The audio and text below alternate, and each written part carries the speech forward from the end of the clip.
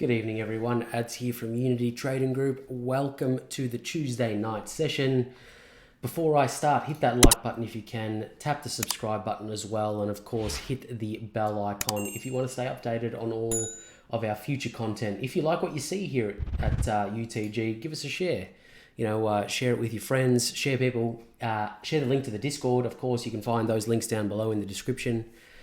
But anyway, let's start. Let's have a look at BTC and what we spoke about yesterday in comparison to today. Is a very different market dynamic tonight than there was last night. And I apologize, this video is a little bit later than I wanted it to be, but anyway, we're here in any case. Looking at this trend line that we spoke about last night. We spoke about this trend line. We spoke about the fact that we were under the trend line. We spoke about the level of demand that's sitting a little bit underneath us. Of course, that coincides very nicely with the gravy train cloud, which we've got more content on gravy train coming soon. But two things that we spoke about yesterday. The first thing is the eventuality of our level of demand at 45,500.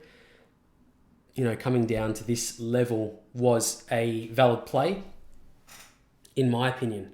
There's a couple of things that I want to point out, though, to start with, or one specific thing. If you don't have the 50 median line on your RSI, or if you don't use RSI in general, please do it, because it gave us the window of opportunity to push back up past this trend line break, and we did make a higher high again today at 178.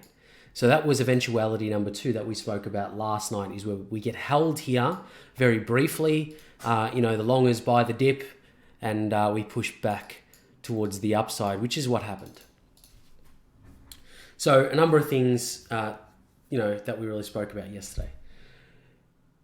One thing that I'll point out, however, and don't take offense to this, because this is just me being very honest. It really comes down to bias. We are still in an uptrend. Gravy train in particular is still in an uptrend. If I bring up one of the other 1,000 indicators that we've got in our arsenal here at UTG to gauge trend, although not as good as gravy train, of course, but they were still in an uptrend. The higher time frames, the macro scale, is still in an uptrend. So we need to really give ourselves opportunities for upwards momentum. This candle here did get down to our median RSI level, and although not a lot of people use this median RSI, you can see immediately on the chart, even without me moving the chart, that it is relevant. So put in the 50 line there on the RSI, because it does work. If we stay above it, we are bullish. If we stay below it, then typically we're bearish, typically. So that's number one. The other thing is, if you're not using gravy train, if you're not using steamroller, and I'll turn gravy train off for the minute. If you're not using steamroller, especially on the lower time frames, even if you're used to charting on the 4 hour, you can even make steamroller more volatile by changing the resolution to a lower time frame. Even though we're looking at the 4 hour time frame now, Steamroller is looking at the 1 hour and giving us up-to-date signals on market direction. You would have seen that we were held on the lower portion of Steamroller last night as well. So second thing, if you're not using Steamroller, I do recommend it. We do a 10-day free trial on our website, www.unitytradinggroup.com. You'll see it in the indicators tab up the top. So there's a number of things that you need to worry about or need to look for. And in general, what I'm trying to portray over to you is that the market was still bullish. So I was seeing a lot of TA coming through in the Discord, not naming anybody, but I was seeing a lot of TA coming through that was a little bit bearish, changing the bias pretty much with the snap of your fingers. We broke down, we had a snap movement down on BTC, and there was bearish TA coming through. I'm not saying that it's not going to come to fruition, but I'm saying is the market is still bullish, and it was described very, very well today as we were pushing back up through the 1618 and of course up to the 178. I mentioned in the Discord last night that we need to not adjust our bias that quickly. We are still quite bullish in terms of the market structure on a macro scale. So macro scale being 4 hour and above, as described by a lot of our indicators staying above the median average lines. CCI, I'm looking at you. RSI, I'm looking at you. And of course, Steamroller as well, staying above the average clouds in the middle that we've got, which is the gray clouds. And of course, the lower time frames were displaying that too. So don't discount it straight away. We did touch the 178 now. We did have a higher high in terms of price action today. So what I said in the Discord, I will describe again this evening. We need to break above this 178 to really give us a confirmation that we will attempt to move up to 52K, or even attempt to break that 50K region. So we've just tapped it now. The 50K level, which is the 1.78 Fibonacci on our extension, on our trend-based fib, is a psychological resistance level. It is a round number, and of course a mega round number at that, at $50,000 for one BTC. It is an amazing achievement for Bitcoin that we've seen over the past 12 months at least, more. Has been the run up to this point. You could say that we are making a ascending triangle pattern coming up to the 178. Not quite. It is getting squeezed in a corner, I will admit, at the moment. So if I'm bringing up this a little bit further, we are making that squeeze, or that 178 squeeze, currently up to the 50K mark. Will we get a movement to the upside? It's more likely than bearish. Because of the macro scale bias at the moment. We are still in a bullish market. We are holding above our RSI of our 50. So it is a likely scenario that will break to the upside, but this is crypto. So we have an opportunity always to move down as well. And if we were to do that, I don't think the 618 is going to hold. In that case, I think we'll see our level of demand if we do break down. Typically though, these formations do break to the upside, and if we do, we would be in for a shot at 52,000 for BTC. Anyway, continuing, moving on. ETH, not really reacting in the same way, didn't get a higher high scenario on Ethereum as we did for BTC, but we'll take the movement to the upside anyway. I didn't get my hit into the market for ETH. I took advantage of a lot of other coins, ADA specifically for myself, but Ethereum is one to look out for. My partner in crime, Ty, is very bullish on Ethereum, has been for a little while, and I commend him for the comments that he's made over the past 12 months about Ethereum, because it would have paid dividends if you were listening to him. But in any case, we are sitting above the 23.6 currently. If we do hold this overnight, we've had a couple of tests on that now. If we do hold this over the next 12 hours, I'd be looking for a retest of our 1840 level of supply, which is quite weak, if I were to say so myself. We didn't have a great reaction off that level to create it. We did have a retest just to the left of our liquidity that we're seeing now. So if we were to hold this 23.6, I'd be looking for a movement to 18.4 or 1840 for Ethereum. ADA USDT is one that I've been trading personally.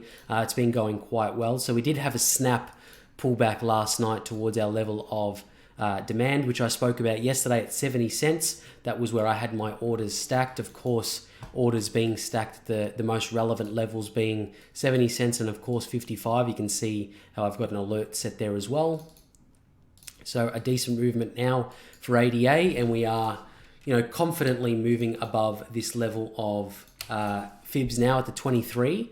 You're going to see that we're going to be creating a very similar trend across these altcoins now, USD pairs anyway, and we are moving towards that 93 level of supply currently. So looking forward to that.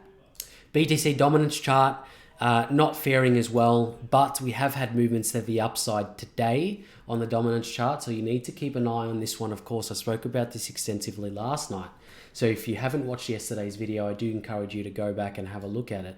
But I did speak a little bit about the BTC dominance chart. We are just being rejected off this 38.2. If this continues to happen, then we could see this trend continue towards the downside and we'll end up back at the 60.5 area for the dominance chart. but it does remain to be seen. We've got the 23.6 coming up next on our Fibonacci retracement level there. LTC, I'll have a quick look at this evening. Faring a little bit better than Ethereum is. We did have a little bit of a better move on LTC, but we are trending above this 23.6. See a very similar pattern emerging on the USD pairs. And of course, we are moving towards that liquidity that was around $220 and $230 for LTC. That one there, nice and easy to follow. The last one I'll have a look at in terms of crypto is XRP USD. Actually, I might have a look at DOT as well. So XRP USD not faring anywhere as near as good as the other ones in terms of LTC, ADA, and ETH. We are still trending towards our 38.2, and of course we are seeing a dip below our 50 RSI, and of course our steamroller bands are heading towards the downside. So if I would be looking towards any level, I'd be looking towards the left liquidity that we see around this area. So that would be 54 cents, 53, 51, and even all the way down to maybe 50 cents for XRP. DOT is one that a lot of us really look for in the crypto space. So we'll have a look at DOT as well, moving towards the upside now. I'm pretty sure that's all-time high again for DOT. So DOT's fared quite well. Let's chart this. I haven't charted this personally. I know my old man looks at this quite often, but let's have a look at DOT and chart this. Actually, I have charted it. There you go. But it's all the way back there. But moving to the upside, we have been respected on this level of demand. Of course, I'm looking at this pivot point here. So very nice respected candles there. And of course, we did close above this level of demand as well, the 25 cent mark. That was the snap pullback that we saw last night. Would have paid dividends to be looking at DOT and having orders on our relevant levels of demand and obviously supply as well. If you're not trading with supply and demand, please get on this way of trading. It's very easy to look for. It takes a little bit of getting used to get started, but once you get the hang of it, it's pretty easy to spot these levels, and of course they pay very well. They pay very well. You're looking at almost respected to the dollar or to the cent in the way of our price action with supply and demand. You can find out more on our YouTube channel with that, or go to www.unitytradinggroup.com/supply and demand for more information on that. But the last one I'll have a look at this evening is the Forex pair, the DXY. Of course, this is a regulated market, and this is not financial advice, just ideas and opinions of me at UTG, or us at UTG, looking at our level of demand. We speak about supply and demand every single night, so I hope you guys are paying attention and, of course, educating yourself on how to do this. The RSI, the 50 RSI, the median line, playing its part, very, very straightforward. Have that level in there. You're looking for candle closes. If we don't close above it, then you still maintain the bearish bias. It's a very easy system. So you break your RSI in two pairs. If we're above it, you're bullish, and if you're below it, we are bearish. And of course, we didn't hit that 38.2. We didn't break past the 50 RSI. So we are moving towards the downside again, and we are at our level of demand at 90.24. Last night, I spoke about the eventuality of the level below us, because two levels close to each other usually net the bottom one. And of course, the bottom one is of higher quality because we haven't broken into it or eaten into it at all. So that 90.04 for the DXY might be the go for our DXY pair, or the DXY currency index for this instance. But thank you all for joining me tonight. It's a little bit longer than I expected it to be, but things I needed to say personally. Don't hate me, just continue the discussion in the Discord. If you don't agree with me, let me know. That's fine. But continue the discussion in the Discord. The link is down below. You can find it in the banner just below the screen there as well. I'm Ads from UTG. We'll see you tomorrow. Bye for now.